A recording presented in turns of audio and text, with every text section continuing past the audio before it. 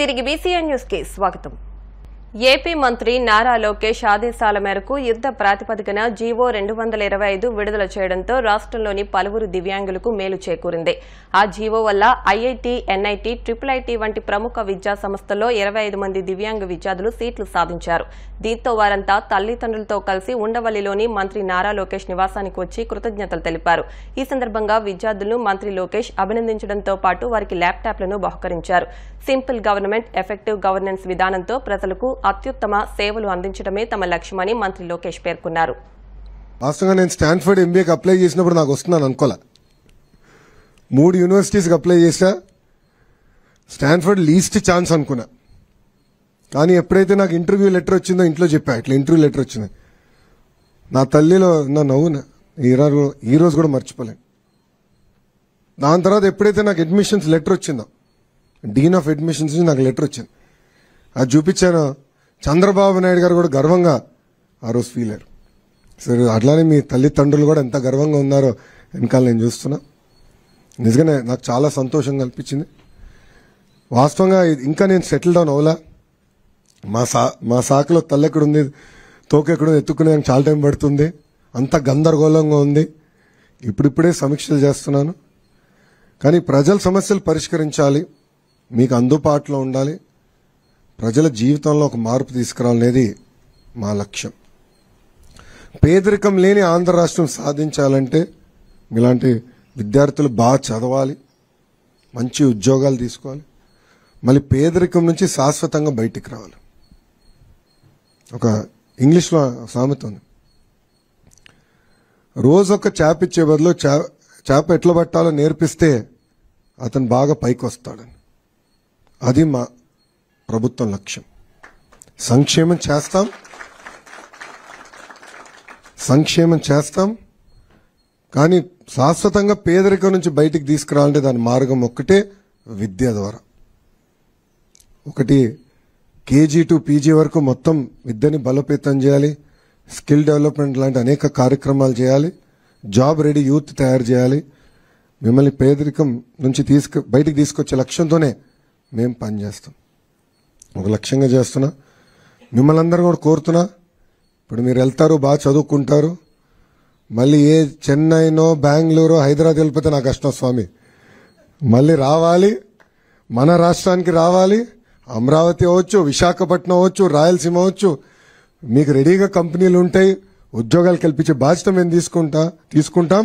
తిరిగి మన రాష్ట్రానికి మీరు రావాలి. ఆఫర్ స్వీకరిస్తున్నా, ఒప్పుకుంటున్నారా? మేము అందరూ రాసుకుంటాం. మళ్ళీ మేడం గారు అన్ని రాసుకుంటారు. మీరు రావాలి, తిరిగి మన రాష్ట్రానికి రావాలి. ఎందుకంటే $175 బిలియన్ ఉంది మన ఎకానమీ. బాబు గారు ఏమంటున్నారంటే $1 ట్రిలియన్ ఎకానమీ మంది అవ్వాలని. $1 ట్రిలియన్. నిన్న రాత్రి కూడా అదే ఆయన మాట్లాడారు. సో అన్ని రంగాల్లో పెట్టుబడులు తీసుకురావాలి, పెద్ద ఎత్తున ఉద్యోగాలు, ఉపాధి కల్పించాలనేది మన ప్రభుత్వం లక్ష్యం. ఆ దిశగా మేము పనిచేస్తాం. నేను ఒక క్యాటలిస్ట్ని. నాకు దేవుడు ఒక అవకాశం ఇచ్చాడు, నేను చేశాను. మీకు అలాంటి అవకాశం దేవుడు ఇస్తాడు. అది మీరు మర్చిపోదండి. ఎవరన్నా మీ దగ్గరకు వచ్చినప్పుడు, సహాయం అడిగినప్పుడు సహాయం చేయండి, అందుబాటులో ఉండండి. దేవుడు మనందరికీ ఆ బలం ఇచ్చాడు. నేను అదే నమ్ముతా. పరీక్షలు కూడా పెడతాడు, ఆ పరీక్షలు జయించే శక్తి కూడా మనకిస్తాడు దేవుడు. సో పిల్లలందరినీ నేను ఒకటి కోరుతున్నా, లాస్ట్గా, మీ తల్లిదండ్రులు ఎప్పుడు గర్వపడే విధంగా మనం నిర్ణయాలు తీసుకోవాలి. పాదయాత్రలో చాలా మంది చెప్పారు నాకు, మీ తాతలాగా మీ నాన్నలాగా మంచి పేరు తెచ్చుకోవాలంటే నేను ఒకటే చెప్పాడు. వాళ్ళంతా మంచి పేరు వస్తుందో రాదో తెలియదు, కానీ వాళ్ళకి చెడ్డ పేరు మటుకు నేను తీసుకురానని చెప్పాడు. ఇప్పుడు బాగా గుర్తు, పాదయాత్రలు ఎక్కడికి వెళ్ళినా చెప్పాడు నేను. సో మీరందరూ కూడా మీ తల్లిదండ్రులు గర్వపడే విధంగా నిర్ణయాలు తీసుకోండి. మళ్ళీ కోరుతున్నాం, మనందరం కలిసికట్టుగా పనిచేస్తే ప్రతిదీ సాధించగలుగుతాం. మీ వంతు మీరు 10 మందికి సహాయపడండి అని మిమ్మల్ని అందరినీ కోరుకుంటూ, చాలా దూరం నుంచి వచ్చారు, థ్యాంక్ యూ వెరీ మచ్. చాలా షార్ట్ టైంలో వచ్చినందుకు మీకు అందుబాటులో ఉంటాం. తమ్ముడు పెట్టుకున్న నంబర్ ఉంది, నేను మీ అందరు కూడా నాకు కార్డు ఇస్తాను. Be in touch. జీవితాంతంలో ఏ సమస్య ఉన్నా, ఎప్పుడైనా ఇబ్బందులు ఎదుర్కొన్నా, 1 మెసేజ్, నాడు నేడు ఎప్పుడు మీ సమస్యలు పరిష్కరించడానికి నేను మీకు అందుబాటులో ఉంటాను. ఓకేనా? Thank you very much. అందరికీ నమస్కారం. జై హింద్.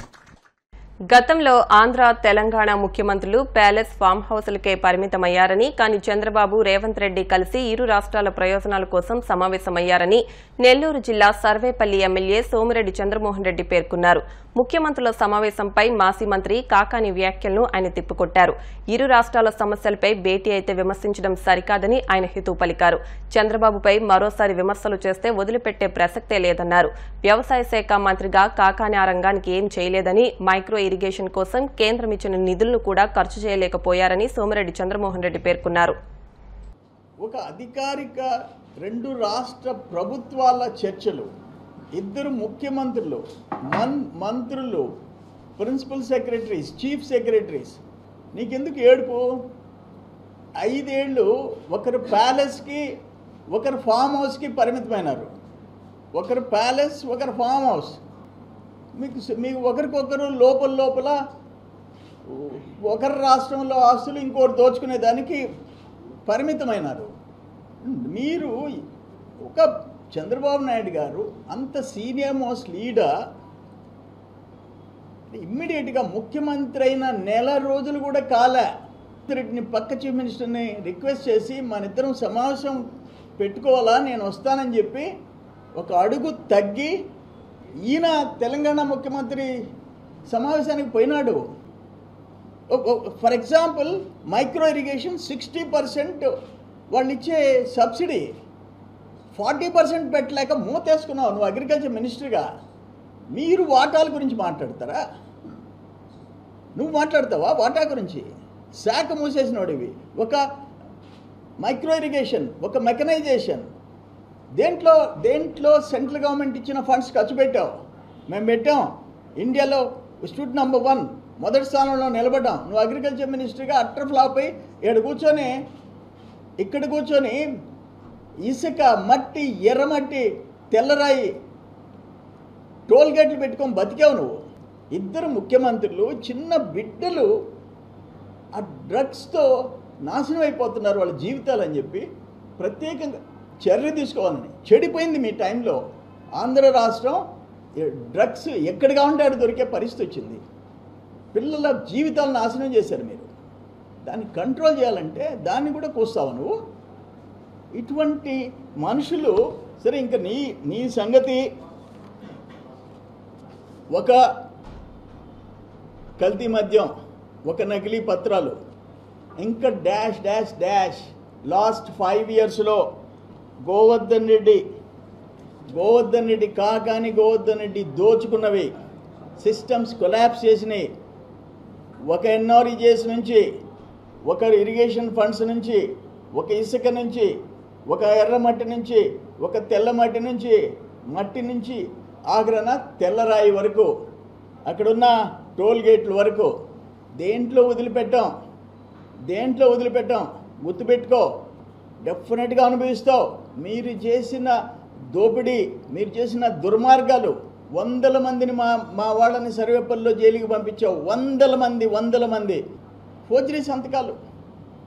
అది వాళ్ళు పోయి కేసు పెట్టారు, నుడావాళ్ళు పోయి కేసు పెట్టారు. దానికి చంద్రమోహన్ రెడ్డి నువ్వు అల్లీపురంలో అంటే నువ్వు మంత్రిగా ఉండి అల్లీపురంలో నువ్వెందుకు చర్యలు తీసుకోలేదని అడుగుతున్నావు నన్ను. అంటే అల్లీపురం మంత్రి కాదు నువ్వా? తోడేరుకే మంత్రా? మంత్రి ఫర్ తోడేరు. అల్లీపురం నేను మంత్రా? సిగ్గుండబడలే? అల్లీపురం లేఅవుట్లో హైకోర్టుకు పోయినోడిని నేను, పిల్లేసినోడిని నేను, ఇంకా కంటెంప్ట్ ఆఫ్ కోర్ట్ వేసినోడిని నేను. దివంగత నేత వైఎస్సార్ జయంతి వేడుకలను వైసీపీ నాయకులు విశాఖలో ఘనంగా నిర్వహించారు. నగరంలో బీచ్ రోడ్లో వైఎస్సార్ విగ్రహానికి రాజ్యసభ సభ్యులు వైవీ సుబ్బారెడ్డి, గొల్లా బాబురావు, మాజీ మంత్రి గుడివాడ అమర్నాథ్, మేయర్ హరివెంకట కుమారి, వైసీపీ నాయకులు, కార్యకర్తలు పూలమాలలు వేసి ఘనంగా నివాళులర్పించారు. ఈ సందర్భంగా సుబ్బారెడ్డి మాట్లాడుతూ ఆరోగ్యశ్రీ, ఫీజు రియంబర్స్మెంట్, ఉచిత విద్యుత్ వంటి గొప్ప పథకాలను మహానేత వైఎస్సార్ ప్రవేశపెట్టారని అన్నారు. 2 రాష్ట్రాల ప్రజలు వైఎస్సార్ను ఇప్పటికీ తమ గుండెల్లో పెట్టుకున్నారని, పేదల కోసం పరితపించిన వ్యక్తి వైఎస్సార్ అని, ఆయన ఆశయాలను జగన్ గత 5 ఏళ్లు అమలు చేశారని అన్నారు. టీడీపీ నేతలు ధ్వంసం చేసిన విగ్రహాలన్నీ తిరిగి ఏర్పాటు చేస్తామని, ప్రజలకు అండగా వైసీపీ నిలబడుతుందని సుబ్బారెడ్డి పేర్కొన్నారు. 75వ జయంతి సందర్భంగా ఆయనకి ఘనంగా నివాళులు అర్పించుకోవటం జరిగింది. ఉమ్మడి ఆంధ్రప్రదేశ్ రాష్ట్రంలో కేవలం 5 సంవత్సరాల 3 నెలలే ముఖ్యమంత్రిగా పనిచేయటం జరిగింది. 5 సంవత్సరాలు ముఖ్యమంత్రిగా చేసినా దేశంలో ఏ ముఖ్యమంత్రి ఆలోచించిన విధంగా 5 గొప్ప పథకాలు ఈ దేశంలో ఉండే తెలుగు రాష్ట్రాలకి ప్రజలకి అందించిన ఘనత స్వర్గీయ రాజశేఖర రెడ్డి గారిది. ఉచిత విద్యుత్తు, రైతులకు రుణమాఫీ, ఆరోగ్యశ్రీ పథకం, పేదవాడికి విద్య అందించడానికి ఫీజు రియంబర్స్మెంటు, 108 ఈ 5 పథకాలు స్వర్గీయ రాజశేఖర రెడ్డి గారు 5 సంవత్సరాలు ముఖ్యమంత్రిగా ఉన్న 2 తెలుగు రాష్ట్రాల ప్రజల సంక్షేమం కోసం, వాళ్ళు సుఖంగా సంతోషంగా ఉండేదానికోసం మొట్టమొదటగా దేశంలో ఉమ్మడి ఆంధ్రప్రదేశ్ రాష్ట్రంలోనే ప్రారంభించారు. కాబట్టే ఈ రోజుకి రాజశేఖర రెడ్డి గారు మన నుంచి దూరమైనా సరే 2 తెలుగు రాష్ట్రాల్లోని ప్రజలు ఆయన్ని గుండెల్లో పెట్టుకుని చూసుకుంటున్నారని చెప్పి ఈ సందర్భంగా తెలియజేసుకుంటూ ఉన్నాం. వైఎస్ రాజశేఖర రెడ్డి గారి ఆశయాల సాధన కోసం పార్టీ స్థాపించిన మన నాయకుడు, మన పార్టీ అధ్యక్షుడు, వైఎస్ఆర్ కాంగ్రెస్ పార్టీ అధ్యక్షుడు జగన్మోహన్ రెడ్డి గారు పేదవాళ్ళు ఎక్కడున్నా సుఖంగా సంతోషంగా ఉండాలి, వాళ్ళు ఎప్పుడూ వాళ్ళ ముఖంలో చిరునవ్వు ఉండాలని ఆ రోజుల్లో రాజశేఖర రెడ్డి గారు ఎన్నో గొప్ప కార్యక్రమాలు ఆంధ్రప్రదేశ్ రాష్ట్రంలో చేశారు. వాటిని ముందుకు తీసుకుపోతూ 5 సంవత్సరాల్లో ప్రతిపక్షంలో ఉన్నప్పుడు కానివ్వండి, అధికారంలో ఉన్నప్పుడు ఆ కార్యక్రమాలను ఇంకా మెరుగ్గా అమలు చేసి పేదవాడికి వాళ్ళ ఇంటికే అన్ని సౌకర్యాలు ఇచ్చే విధంగా ఎన్నో సంక్షేమ పథకాలు అమలు చేసిన ఘనత పార్టీ అధ్యక్షుడు జగన్మోహన్ రెడ్డి గారిదని చెప్పి ఈ సందర్భంగా తెలియజేసుకుంటున్నాం. ఎలక్షన్స్ తర్వాత ఆంధ్రప్రదేశ్ రాష్ట్రంలో ఎటువంటి విధ్వంసకర కార్యక్రమాలు జరుగుతున్నాయో ఒక్కసారి ఆలోచించి, మరీ ఘోరంగా వైఎస్ఆర్ కాంగ్రెస్ పార్టీ నాయకులు, కార్యకర్తలు ఆస్తులపైనే కాకుండా స్వర్గీయ రాజశేఖర రెడ్డి గారి విగ్రహాలను కూడా తగలబెట్టి విధ్వంసం చేసే కార్యక్రమం రాక్షస ఇది మన రాష్ట్రంలో కొనసాగుతుంది. మీరు విగ్రహాలు ధ్వంసం చేయొచ్చో కానీ వైఎస్ రాజశేఖర రెడ్డి గారి మహానేత చేసిన సంక్షేమ పథకాల వల్ల లబ్ధి పొందిన ప్రజల్లో ఆ గుండెల్లో ఉన్న ఆయన పేరుని, ఆయన సంతకాన్ని చెరిపేయలేరని చెప్పి ఈ సందర్భంగా తెలియజేసుకుంటున్నాం. రాబోయే రోజుల్లో ఎక్కడైతే ఈ వైఎస్ఆర్ రాజశేఖర రెడ్డి గారి విగ్రహాలను విధ్వంసం చేశారో రాబోయే రోజుల్లో త్వరలో ఆ విగ్రహాలన్నీ కూడా మళ్ళా పునఃస్థాపించే కార్యక్రమం కూడా చేస్తామని చెప్పి వీళ్ళ విధ్వంసకాండకి చర్మగీతం పాడే విధంగా కూడా అన్ని చర్యలు వైఎస్ఆర్ కాంగ్రెస్ పార్టీ నాయకత్వం, కార్యకర్తలు, నాయకులు తీసుకుంటారని చెప్పి ఈ సందర్భంగా తెలియజేసుకుంటూ, ఉమ్మడి ఆంధ్రప్రదేశ్ రాష్ట్రానికి ముఖ్యమంత్రిగా ఉన్నటువంటి కాలంలో ఎంత బలమైనటువంటి ముద్ర తెలుగు రాష్ట్ర ప్రజల్లో వేశారో అనేటువంటిది ఎప్పటికీ కూడా మర్చిపోలేనటువంటి అనేక అభివృద్ధి సంక్షేమ కార్యక్రమాలతో పాటు ఈ రాష్ట్ర అభివృద్ధికి వారు పడినటువంటి తపన, ఉమ్మడి ఆంధ్రప్రదేశ్ రాష్ట్రానికి వారు చేసినటువంటి సేవలు ఎప్పటికి కూడా మర్చిపోలేనివి. అందుకనే జగన్మోహన్ రెడ్డి గారు గడిచినటువంటి 5 సంవత్సరాలు వారు ముఖ్యమంత్రిగా ఉన్నంత కాలం జూలై 8వ తారీఖు అంటే రాష్ట్రంలో ఉన్నటువంటి రైతులకి ఒక పండుగ వాతావరణం తీసుకురావాలని చెప్పి ఒక రైతు దినోత్సవంగా మనం గడిచినటువంటి 5 సంవత్సరాలు జరుపుకున్నటువంటి సందర్భాలు చూసాం. ఇప్పటికీ కూడా రైతు భరోసాకు సంబంధించి కేంద్ర ప్రభుత్వం నుంచి కానీ రాష్ట్ర ప్రభుత్వం నుంచి కానీ అందించాల్సినటువంటి సహాయాన్ని కూడా అందించకుండా ఈ రోజు జరుగుతున్నటువంటి పరిస్థితులు మనం చూస్తూ ఉన్నాం. మరి ఏదేమైనప్పటికీ ఈరోజు ప్రజలు తీసుకున్నటువంటి నిర్ణయం, ఇచ్చినటువంటి తీర్పుని శిరసావహించాల్సినటువంటి అవసరం ఉంది.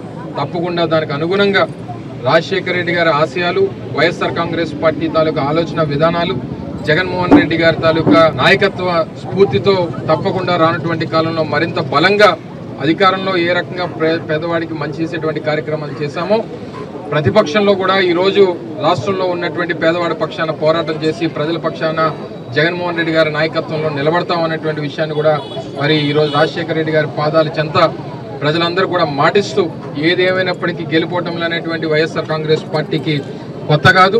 గడిచినటువంటి 13 సంవత్సరాల్లో 8 సంవత్సరాలు ప్రతిపక్షంలోనే ఉన్నాం, 5 సంవత్సరాలు అధికారం చూసాం. రానటువంటి 5 సంవత్సరాలు మళ్ళీ ప్రతిపక్షంలో ప్రజల పక్షాన మరింత బలంగా పోరాటం చేస్తాం అనేటువంటి విషయాన్ని కూడా ఈ సందర్భంగా మరొకసారి తెలియజేసుకుంటూ వార్తలు ముగించే ముందు ముఖ్యాంశాలు మరొకసారి.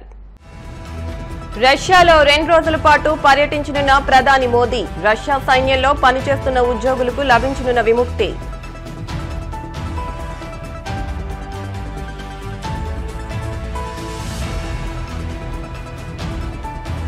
జంగారెడ్డిగూడెం డిపోను పరిశీలించిన చింతలపూడి ఎమ్మెల్యే రోషన్ కుమార్, ప్రయాణికుల కోసం ప్రత్యేక బస్సులు ఏర్పాటు చేశామంటూ స్పష్టం.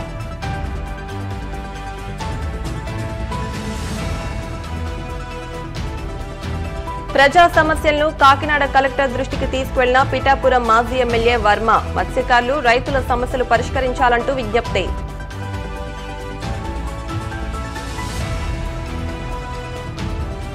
దివ్యాంగులకు మేలు చేకూర్చిన ఏపీ మంత్రి నారా లోకేష్ ప్రత్యేక జీవోతో ప్రముఖ విద్యా సంస్థల్లో 25 మందికి సీట్లు. ఈ వార్తలు ఇంతటితో సమాప్తం. మరిన్ని వార్తల కోసం BCN digital YouTube channel, Facebook page ని ఫాలో అవ్వండి. అప్డేట్ వార్తల కోసం ప్లీజ్ సబ్స్క్రైబ్.